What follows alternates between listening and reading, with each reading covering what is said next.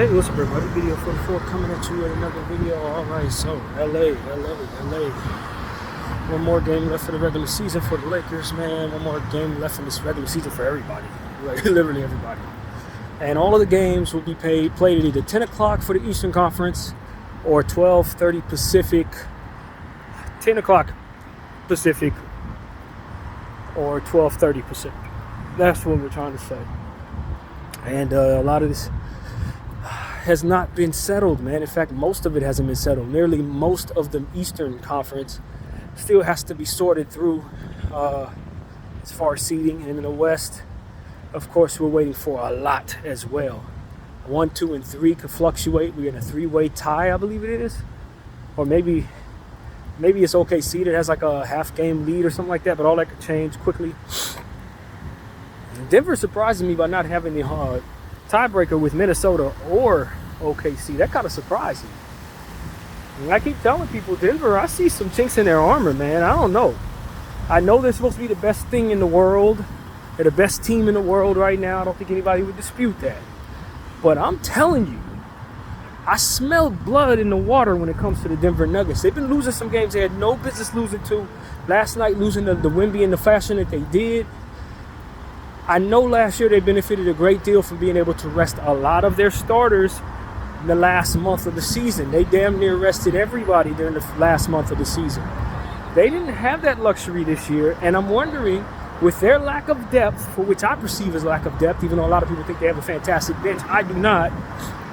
I think there's reason to believe that they could get knocked off. There's reason to believe they can win the championship, but there's a lot of reason to believe they can get knocked off, and I just don't think it's a lock that they're just going to mow through people. I understand that they have Jokic, but the West is better, and I don't think they've improved from last year to this. I really don't think they've improved, man. So if you tell me to bet right now, either the Denver Nuggets win the championship or the field wins the championship, I think I'm going to go with the field, man. I don't think I have them winning it. I don't know who is going to beat them or who is going to win the championship. I think that could fluctuate a million different ways right now. But as far as me thinking Denver's going to beat everybody left right now, judging by how they're finishing the season, I smell blood in the water, man. And something could go right for them, obviously. A lot of things could go right for them. Still got to get Jamal Murray back. Jokic is still Jokic. He's liable to do anything on the basketball floor. Shouldn't be surprised by any of it. But they've just been dropping some games they have no business dropping, and they don't get the benefit of being able to say they just rested their starters a good portion of the final month of the season like they did last year. They're not going into the end of the season as fresh. And I'm a little concerned for them, man. I'm a little concerned. They don't have the tiebreaker. It looks like they could potentially be the third overall seed, which means if they do run into Minnesota or OKC, those series start there. If they go to the finals, the series starts. If the Boston Celtics are there, which most of us believe they will be, the series starts in Boston. There's some things to be concerned with if you can get from them. I don't want to be the guy to tell people, yo, don't put your money on Denver, because I don't think that it's as simple as they're not the best team. I believe they may be, but they're not playing the best ball. You could be the best team and not improve from last year and not be playing as good as you need to. And I think that's kind of where we're at with the Denver Nuggets. The way they gave up that game against San Antonio last night, I don't know, everybody. I don't know, man. I don't know. And so that's what I have to say. Plus, they're going to run into a team in the first round that's going to punch them around, dude. I can tell you that right now. If they have to run into the Golden State Warriors for some reason, the Golden State Warriors are the AFC, which I think is a good, safe bet that they probably do beat Sacramento. And if they run into the Phoenix Suns or the Pelicans, for some reason the Pelicans happen to get, or however that shakes up, I think Golden State probably ends up in the playoffs. My gut tells me they're going to get that AFC. I don't know that, like, obviously, I don't expect Denver to get the 1 seed with the conversation we're having. So, depending on how that shakes up, they're likely to play the Lakers in the first round or Phoenix. If they get that 3rd seed, depending on how things shake out with Phoenix, I'm going to tell you right now, I'm not certain Phoenix doesn't win the series, man. Call me crazy, but I am not certain that a healthy Phoenix Suns don't find themselves on the winning side of a Denver series in the first round. I think that you're likely to put your money on the Denver Nuggets, but the way that Phoenix has been playing ball, with a healthy Bradley Beal, a healthy KD, a healthy Booker, you got a really dangerous team there that's constructed to be healthy and haven't been all season long. So a lot of what we're assessing with the Phoenix Suns and their record has to do with us assuming that they're going to continue to be the team that they've been all season long. And that's not the truth. Not with all three of those players healthy. Not with now the incorporation of Royce O'Neal, the emergence of Bol Bol. That's just a whole nother team that the Denver Nuggets lost 2 games against last year, and it wasn't no Bradley Beal on the team. You see what I'm saying? It's a much improved Phoenix club that already took a bite out of Denver last year. I would not want to play them if I'm the Denver Nuggets in the first round. I would rather play, obviously, the Lakers, whom they have severe advantages over. I happen to be a Laker fan, as you all know, but I don't doubt that Denver should be trying to put themselves in a position to see us in the first round. I don't doubt that.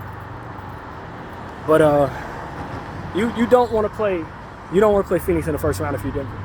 You would love to avoid Phoenix in that first round. I'll tell you that right now. Now, if it happens to be Sacramento or the Pelicans, I'm pretty sure they could beat both of those teams. Pretty damn certain. But I'm not certain either one of those teams are getting out of the play-in tournament. I don't think so. I think it'll be the Lakers or the Warriors getting out of the play-in tournament. And whoever wins that Minnesota game, if Phoenix wins that Minnesota game, then they'll be making the 6th seed and they'll be playing them. If Phoenix loses that Minnesota game, then the Pelicans will get the 6th seed and they'll be playing them. So Denver would probably be best to try to get the hell out of that 3rd seed.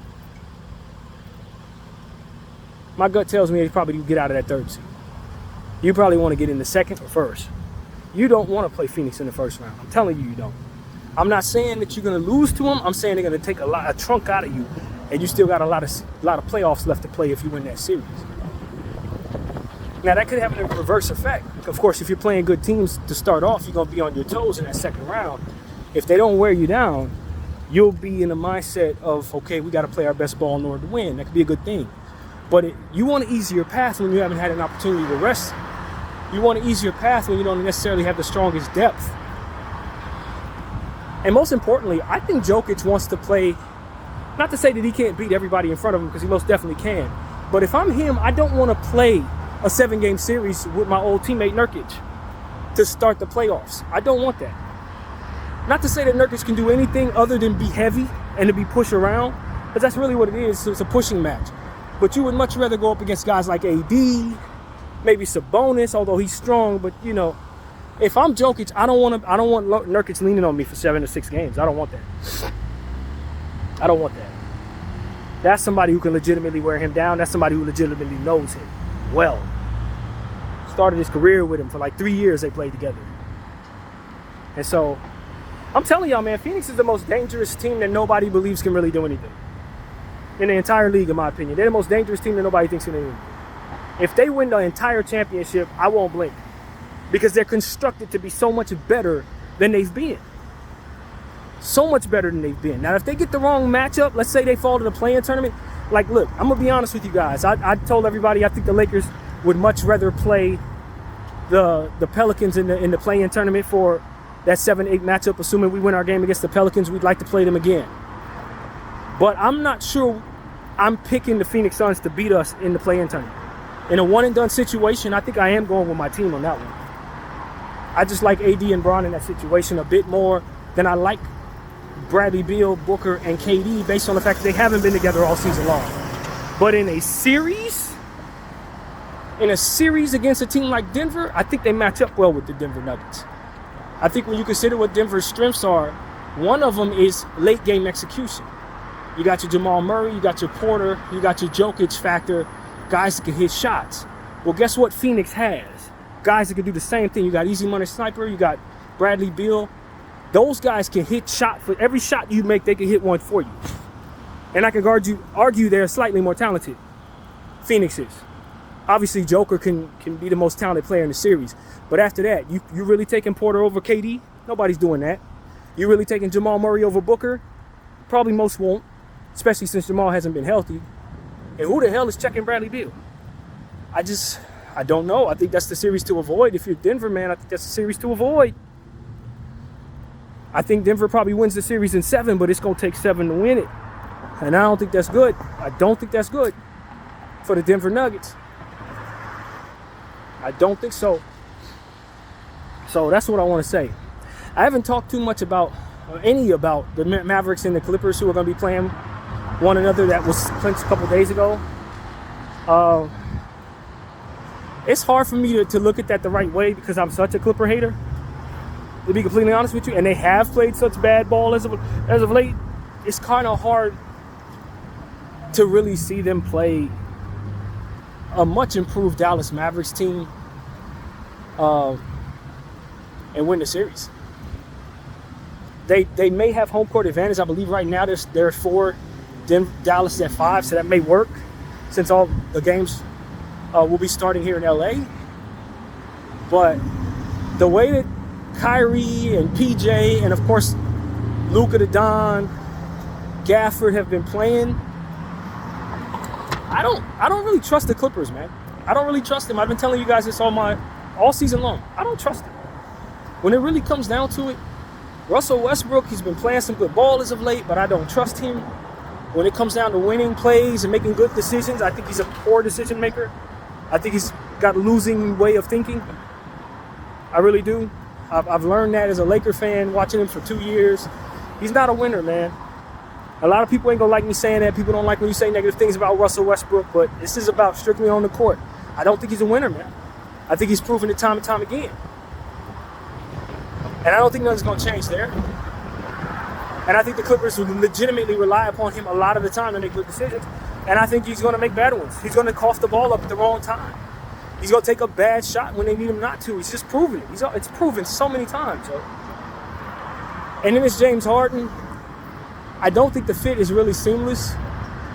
I think you want James Harden to have the ball in his hands. And I think in doing so, you have to resort to some of the decision-making that he has in playoff situations where he tends to disappear. I don't trust him in the playoffs. I do not trust James Harden. So it's like, and then there's Paul George who be disappearing in the playoffs too. There's a bunch of people I do not trust. So when you talk about Kyrie Irving, I definitely trust Kyrie Irving. On the offensive side of the ball, there's no one stopping him, ever. On no basketball floor in the history of the sport is there anybody that can actually slow him down if he really gets it going. One of the most talented people who ever played basketball. So that right there tells me he can go for 40 against their defense. You put who are you putting in front of him if you were the Clippers? Who's supposed to be checking this man? And then it's like, okay, maybe you put Paul George on him. Okay, Paul George get done up just like everybody else. I mean, there's no real answer for Kyrie. And then you got to figure they got to have an answer for Luka the Don. Who's guarding Luka? Luka's gonna go for 75 against the Clippers. So for me, it's like I don't trust them. I wouldn't be surprised if the Dallas Mavericks win that series in 5. Because from night to night to night, I just don't trust the Clippers. Especially when the playoffs come around, they're just not to be trusted. So for me, it's hard for me to look at the Clippers and say they're gonna beat a Kyrie Irving and Luka Doncic-led basketball club. I just don't honestly see it. I really don't see it. I think home court was their best bet. The fact that those games could begin and end if it goes 7 in LA, I think that helps the Clippers. But when it comes down to the stretch of basketball games, I don't stretch the Clippers, bro. So I'm gonna tell y'all, Dallas in 5 until proven otherwise. Until proven otherwise. I just don't trust them. I really don't trust them. And so that's what I'm gonna tell y'all. And maybe I'm just biased. Maybe I just hate the Clippers that much that I just can't see them playing well. But I don't. I really don't see them playing well. Now, if Kawhi Leonard turns into old Kawhi and takes over and all this and that, then yeah, all bets are off. If Kawhi steps into his best self, they can win the whole damn championship because that's who he is. He's one of the best players ever played, but this is just a bad first-round matchup for them because you got competent playoff performers versus incompetent playoff performers going head-to-head. I mean, that's what it really comes down to. I trust Kyrie. I trust Luka. I trust who they have. And now, I think the Dallas Mavericks have even more of something to rally around at this point emotionally because Derek just lost his mom. Sending condolences to Derek Lively and his family. So now they're going to do it for Derek. You see what I'm saying? It's a different vibe that brings them even closer together. An already pretty close-knit group. Dallas Mavericks have something to try to win the whole championship around. And the personnel to slow down a lot of who they have. Now, I do like the trades that they've made. I think they got better in making PJ and Gafford a part of this club.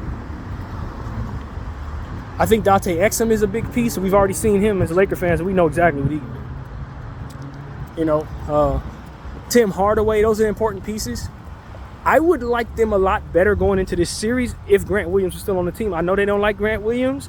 I know Grant Williams had a bad year for them, but I would prefer his toughness on the team right now going up against these Clippers with those wings for them. I would prefer that. But they couldn't make that work. I get it. Chemistry was bad with him. I get it. But I personally think this is why he was brought to the team and that he never made it this far with the team. But I think they match up pretty decent with the Clippers. Unless the stars of the Clippers all click at the same time, bro. That's what it's going to be required. You're going to need James Harden to play great James Harden, facilitating, scoring basketball. He ain't got to go for 40, but he does have to go for about 12 assists. You got Russell Westbrook has to hit his shots. He can't turn the ball over all willy-nilly. He's got to play good defense. He can't play good defense. He's a better defender than people say he is. Kawhi can't be missing games. Kawhi got to be himself. The good Kawhi. Rested Kawhi. And Paul George got to be healthy, for which I don't think he is. Paul George ain't been healthy all year long, so yeah, no, I don't like that series for the Clippers. I really don't. I think they're gone the first round. I do. I think they're gone the first round. So we'll see what happens there. I could be wrong. Obviously, the Clippers on paper have the talent. One would think they have more talent than the Dallas Mavericks if you look on paper. But I don't think it's going to translate to better basketball than the Dallas Mavericks going to be playing. Now, I think it's really interesting. I'm going to double back.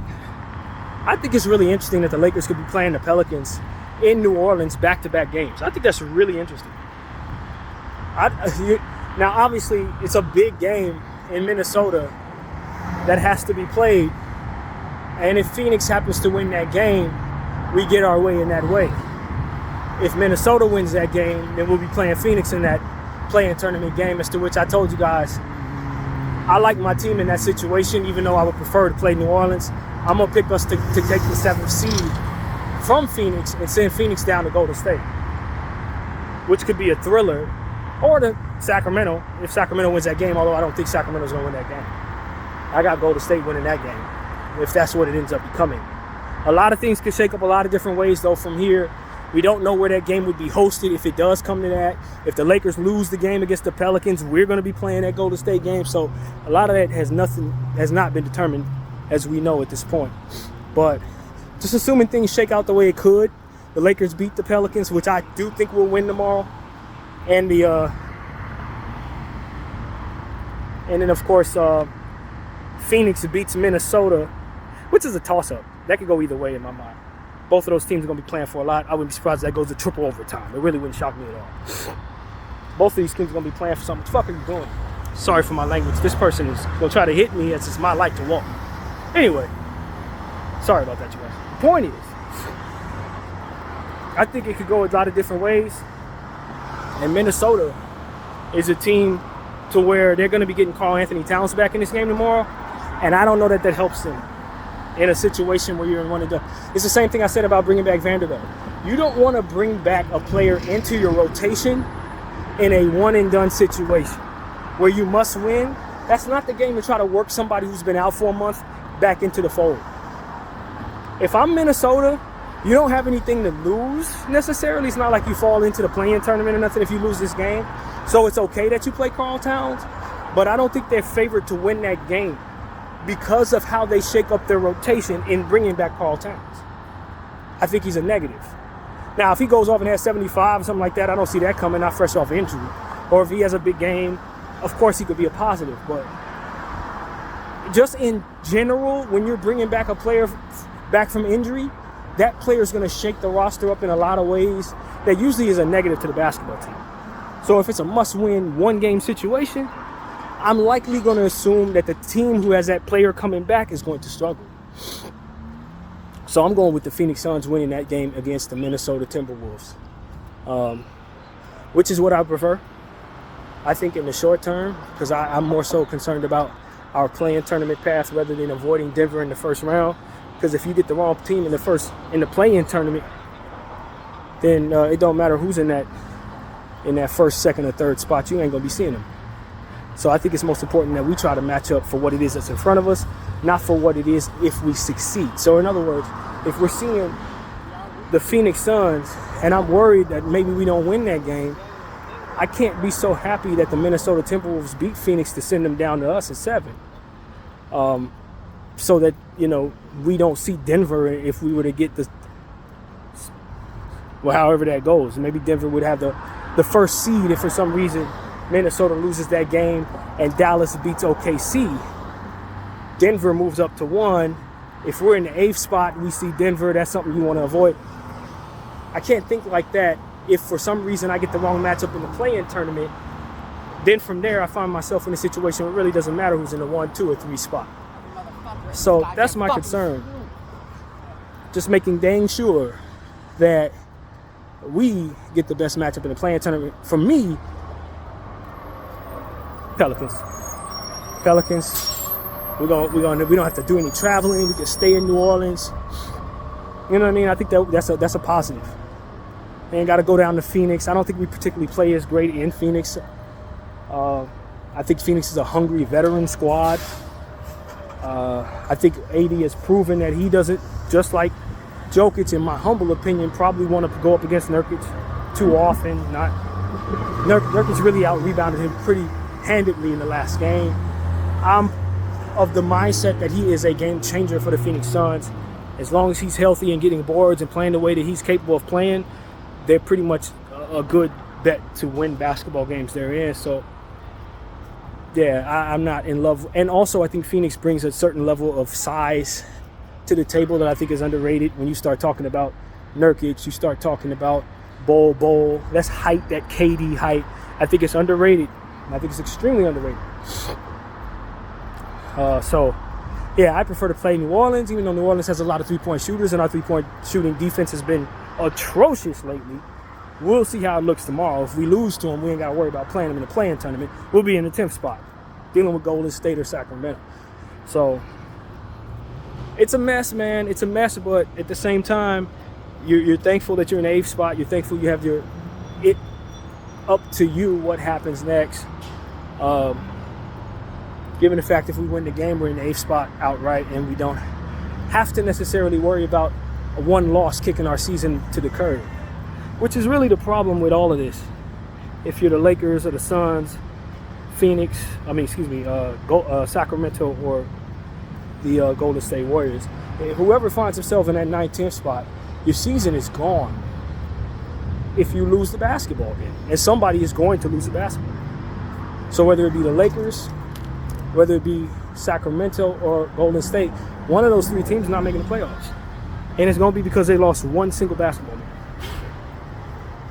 That's how real this is. So for those teams, that sucks, man. These are 3 teams that I think, they could have had better seasons. Obviously, Sacramento is most unfortunate because I don't think they find themselves in a situation if their 2 shooting guards didn't get hurt. And that's why they're my bet to probably not make the playoffs, because I just think that's going to hurt them in the play-in tournament. I really do. But, that's the cost of doing business, man. You got players you love, and then sometimes they just get hurt at the wrong times, and it could really turn things away for you. I didn't really watch too much Sacramento Kings ball, so I don't know what games they wish they had back. I'm sure there are plenty, just like my Lakers, and we could think of the specific games that we felt we should have won. But I do know that they took care of business against the Lakers all 4 of those games. So if I were a neutral party, I'd say they deserve to be in the playoffs over the Lakers, to be completely honest with you. But injuries took care of them. It just is what it is. You know, injuries fell in the favor of the Lakers and the Warriors, and so in theory, one would think that the Lakers and the Warriors would win the game against them if it came to that. But you never know. You never know. Obviously, when you talk about Anthony Davis, he's never beaten Sabonis, which is always worth talking about when you're considering this being a one-and-done match. This would literally be his first win against this player in 11 tries. Not a great bet. Not a great bet at all. So it's a lot to consider, Laker fans, a lot to consider, NBA fans. If you're one of these teams that are in this situation, I'm in the boat with you, you know what I'm saying? I get it. This isn't fun.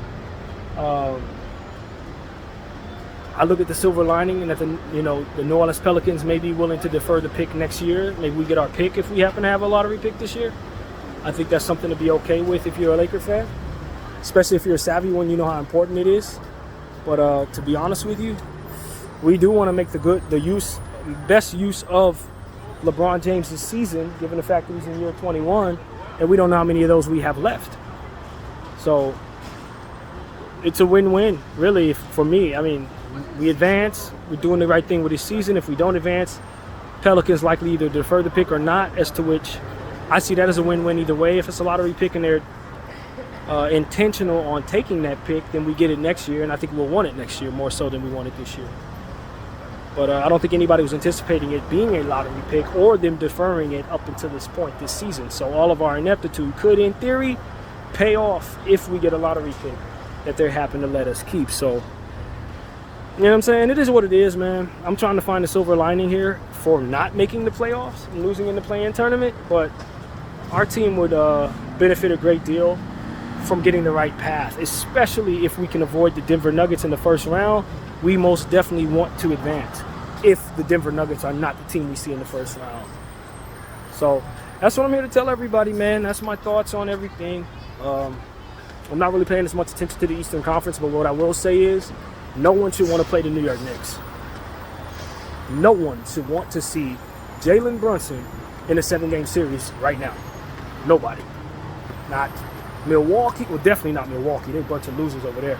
But not Boston, not Philly. None of these teams should want to see Jalen Brunson right now. Not Cleveland, not Orlando, none of you. You don't want to see him. I can argue he's the most talented closer in basketball today. And I think he's going to prove that in the playoffs right now. I really believe that. You don't want to have no parts in it. So we'll see how it goes.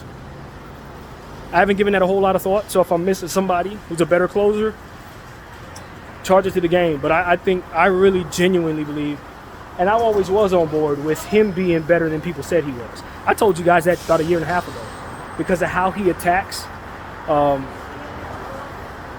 his offensive intentions, scoring in within like 12 feet, and just his overall ability to stretch the floor consistently, his fantastic free throw shooting, and his ability to get others involved. He's just a very difficult player to guard. So when you consider what his attributes are, and then you also consider what he brings to the table in clutch situations, I just think he's a very unorthodox player to figure out, and I don't think most of the NBA knows how to defend him. I don't know that there is a way to defend him because of how good he is with his teardrops and various different ways of attacking from unorthodox positions and points on the floor. So mid-range game, he's money. His handle is tight. I look at the shooters around him and I say, if you can get a healthy OG Anunoby, is he out for the season? I don't really know what's going on with OG. But then you got guys like DiVincenzo, who's an underrated guy, who's doing more with more minutes. You got Josh Hart, who's turned into an all-star, if you ask me. He's been playing all-star ball for the last month. I don't think you want to play those Knicks, man. I don't think anybody wants to play the Knicks. Because if it's a close game, and if it comes down to be between your star in the Eastern Conference and their star in the Eastern Conference, I'm going with Jalen Brunson. I'm taking them over a lot of them dudes, especially the Boston Celtics and Jason Tatum and Jaylen Brown, how they fumble and bumble down the stretch of basketball games. I do not trust them in the final minute of a basketball game at all. So that's what it really comes down to. They had better blow teams out, because if the game is tight, I don't love Boston. I think Boston's been able to benefit a great deal from souped up talent because of that botched situation where they happen to get Drew Holiday from the Blazers. That's why they're as good as they are, because they have 4 All-Stars in their starting lineup that can go for 30-plus points. It ain't because they are supremely gifted togetherness type stuff going on over there. That's not what Boston's benefiting from. They benefit from the fact that even if Jaylen Brown and Jason Tatum are sitting down, they still got 3 All-Stars on the floor, arguably Derek White, depending, in Drew Holiday and Kristaps Porzingis. They're just more talented than everybody else. I don't know that that's going to equate to them being able to win basketball games against cohesive bunches that play tight down the stretch of basketball games and play good defense. I don't know if it's going to equate to that. Do I trust Porzingis to stay healthy in the playoff series? These are questions. And if they do remove Porzingis, are they running small ball? Are they just overshooting the 3 ball? I got my questions about Boston. I don't love them right now. I really don't. I don't love Boston. I don't love Denver. Those are 2 teams that everybody think are the greatest thing in the world. And I think a lot of things could shake up to where they don't end up in the finals. I don't want them. And of course I prefer it as a Laker fan, but that has nothing to do with what I'm talking about. I don't trust Boston. I really don't. I don't care how many games they won in the regular season. There's some chinks in their armor that I think could bite them when it matters most against really good, solid teams. And there's a monkey wrench in all of this. Joel Embiid is semi-healthy. I don't know if he can play a full series right now. I know he just had a setback recently. But if he's able to play, that is not a 7th seed. They're on like a 6-game winning streak. I told everybody when the Lakers saw them how difficult it was for us to run cohesive basketball against them because of how defensive they played without Joel Embiid. You throw him down there, who can go for 40 or 50 points or more, that's a real contender in a 7th seed or 8th seed or wherever they're at. They're getting out of the play-in tournament, in my opinion. I don't think Miami can see them at all.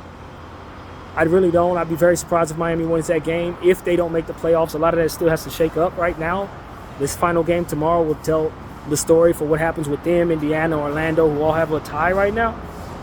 But if Philadelphia is in the playoffs, you got to be careful if you're the Boston Celtics or the Cleveland Cavaliers or the New York Knicks. You got to be careful with them.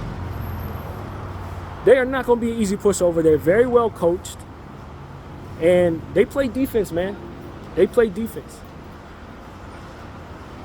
And Tyrese Maxey's a star, man. So you got to deal with him, too. So that's really my thoughts on things, man. I don't know what's going on with the Orlando Magic. I don't know if they're losing on purpose to fit the seeding desires. But they have really been losing a lot to close the season. And I don't like them going into this playoff matchup with whoever they have to see right now. They don't look good right now. But I think a lot of that has to do with Franz Wagner going down, and he may be back for the playoffs, so that could change things. But right now, they don't seem to have it figured out. And they've been losing a whole lot lately. So yeah, man, that's my rundown of everything. I think I touched on just about every team that matters to me. Cleveland, I think I'm not a big Cleveland guy right now. I love their starting lineup, but their bench is suspect to me. Donovan Mitchell's not healthy. They're asking him to do too much too soon. I think they're a great candidate to get kicked out in the first round, depending on who they see. They bet not run into Philadelphia. That's what I think of Cleveland. So yeah, man, a lot to be said for what's going on in the NBA. I hope everybody enjoys these videos I've been making. My name is BDF44. I thank you all for watching, and I'm out.